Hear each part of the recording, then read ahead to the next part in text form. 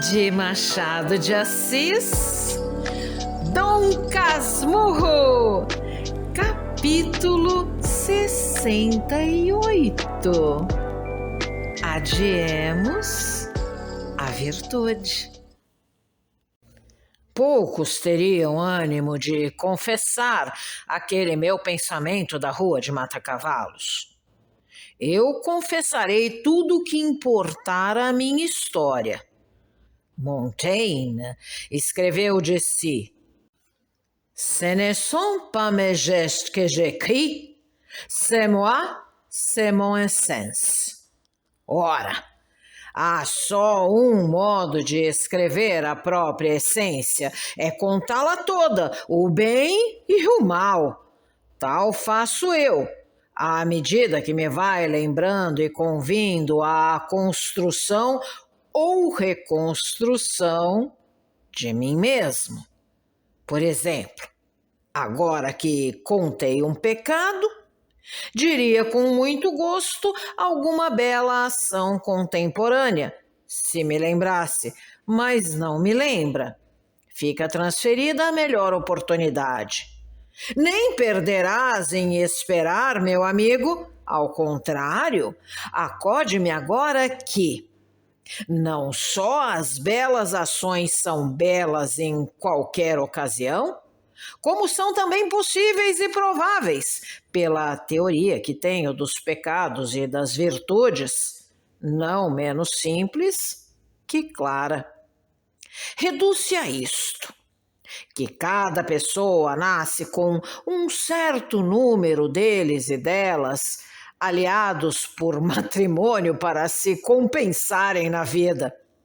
Quando um de tais cônjuges é mais forte que o outro, ele só guia o indivíduo, sem que este, por não haver praticado tal virtude ou cometido tal pecado, se possa dizer isento de um ou de outro.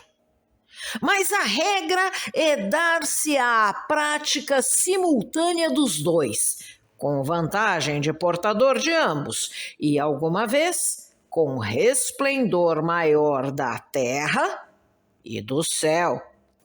É pena que eu não possa fundamentar isto com um ou mais casos estranhos. Falta-me tempo.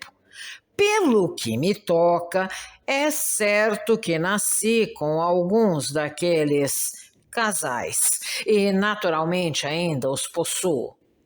Já me sucedeu aqui no Engenho Novo, por estar uma noite com muita dor de cabeça, desejar que o trem da central estourasse longe dos meus ouvidos e interrompesse a linha por muitas horas, ainda que morresse alguém. E no dia seguinte, perdi o trem da mesma estrada por ter ido dar a minha bengala a um cego que não trazia bordão. Voilà mes gestes, voilà mon essence. Capítulo 69. A missa.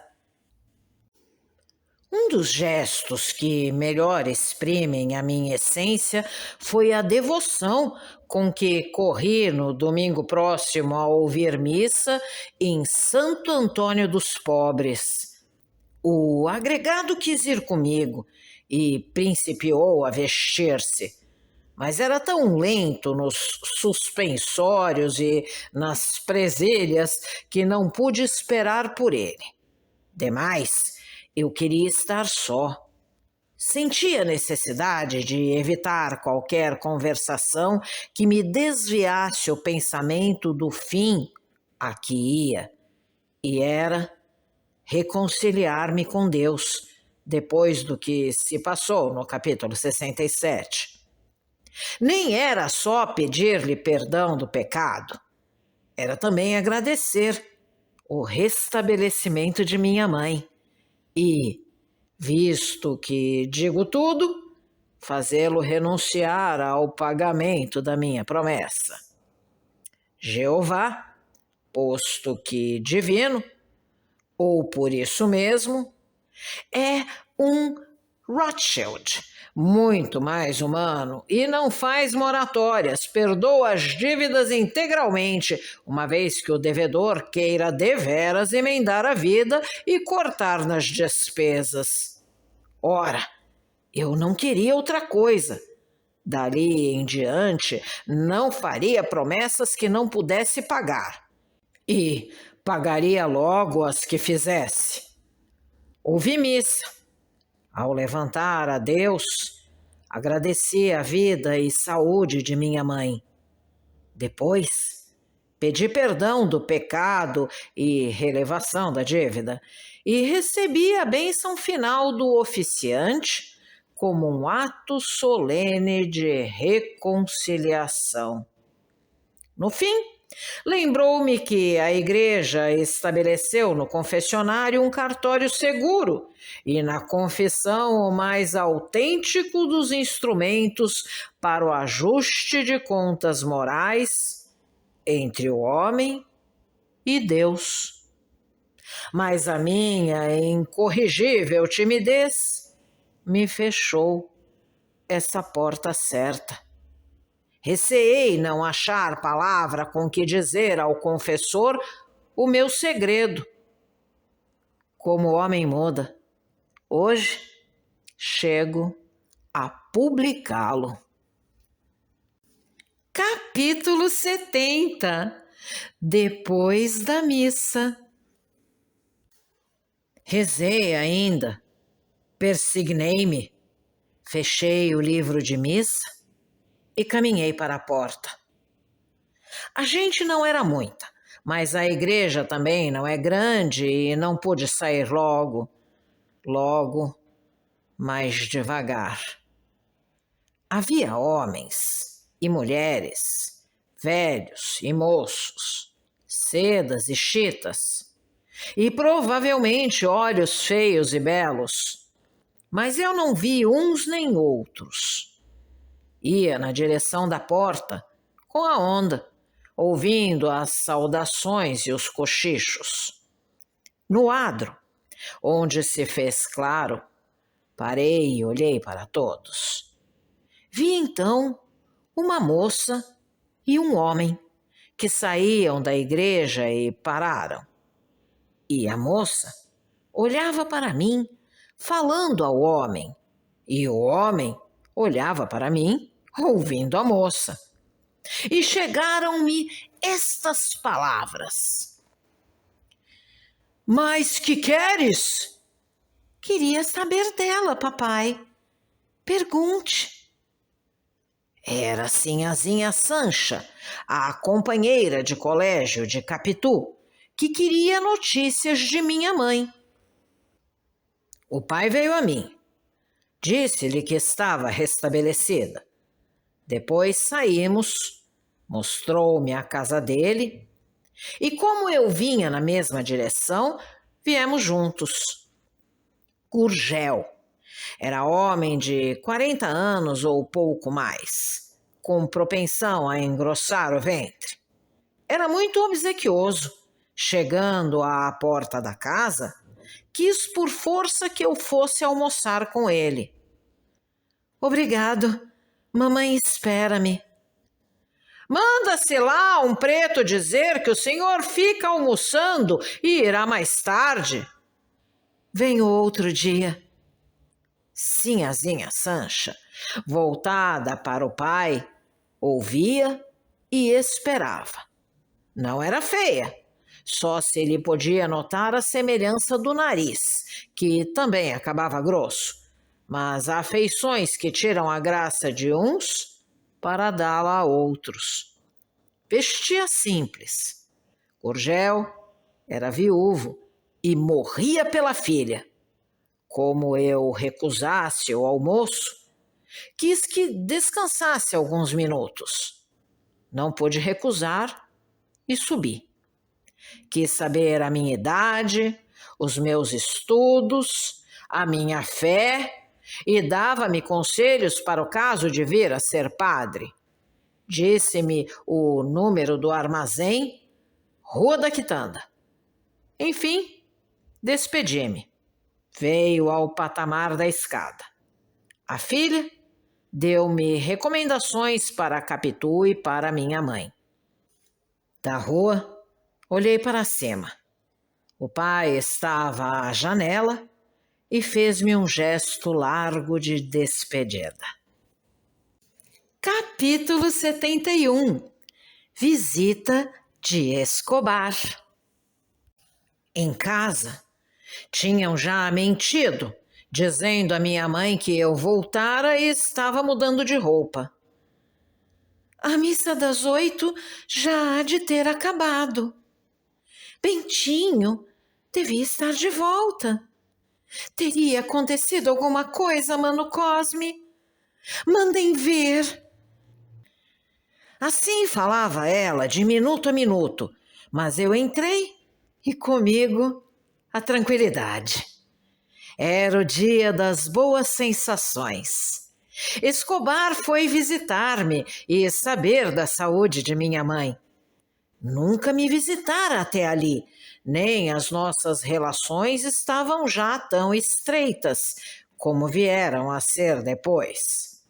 Mas sabendo a razão da minha saída 3 dias antes, aproveitou o domingo para ir ter comigo e perguntou se continuava o perigo ou não. Quando lhe disse que não, respirou. Tive receio, disse ele. Os outros souberam? Parece que sim, alguns souberam. Tio Cosme e José Dias gostaram do moço. O agregado disse-lhe que vira uma vez o pai no Rio de Janeiro. Escobar era muito polido e, conquanto falasse mais do que veio a falar depois, ainda assim não era tanto como os rapazes da nossa idade. Naquele dia, achei-o um pouco mais expansivo que de costume. Tio Cosme quis que jantasse conosco.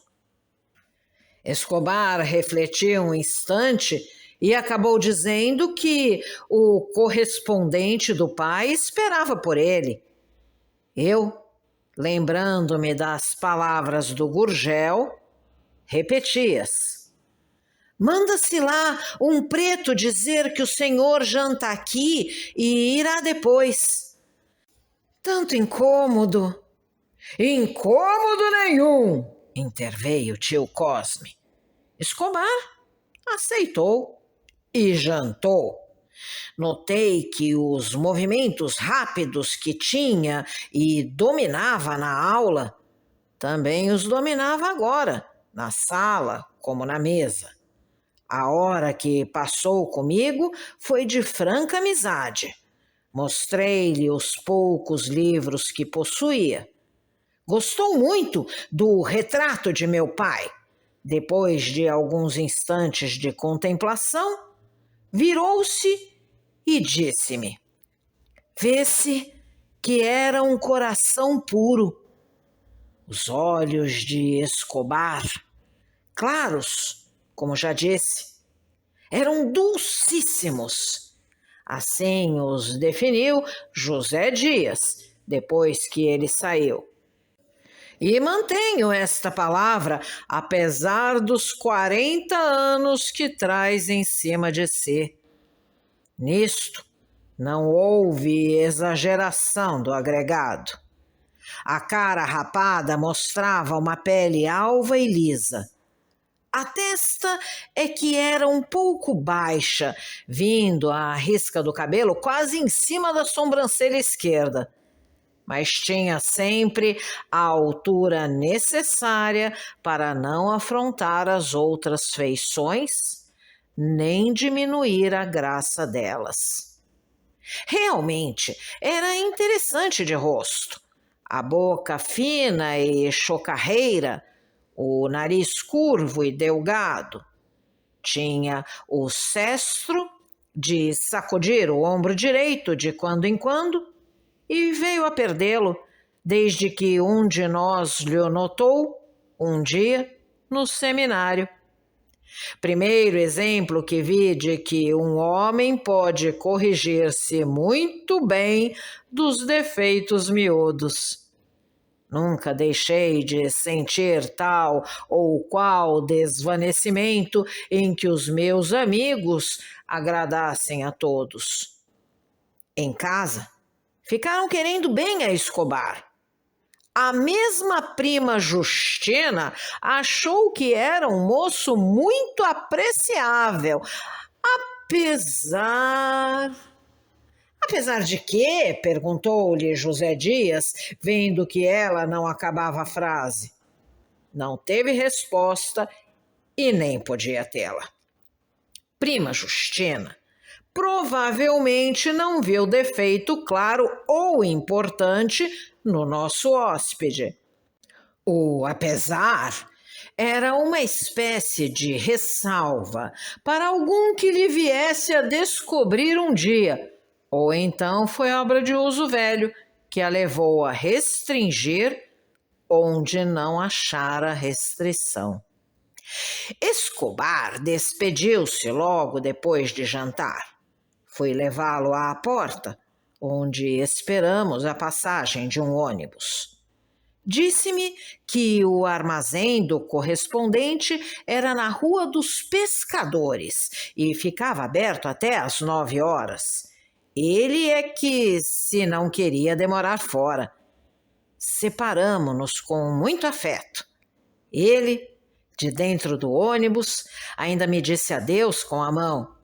Conservei-me à porta, a ver se, ao longe, ainda olharia para trás, mas não olhou. Que amigo é esse tamanho? Perguntou alguém de uma janela ao pé. Não é preciso dizer que era Capitu. São coisas que se adivinham na vida, como nos livros, sejam romances, sejam histórias verdadeiras. Era Capitu que nos espreitava desde algum tempo por dentro da veneziana e agora abrira inteiramente a janela e aparecera. Viu as nossas despedidas tão rasgadas e afetuosas e quis saber quem era que me merecia tanto. É o Escobar, disse eu, indo pôr-me embaixo da janela a olhar para cima. Se você gostou desse áudio, deixe seu like, compartilhe, deixe também seu comentário e se inscreva no canal, ativando o sininho para ser avisado dos próximos vídeos. Um grande abraço e até a próxima!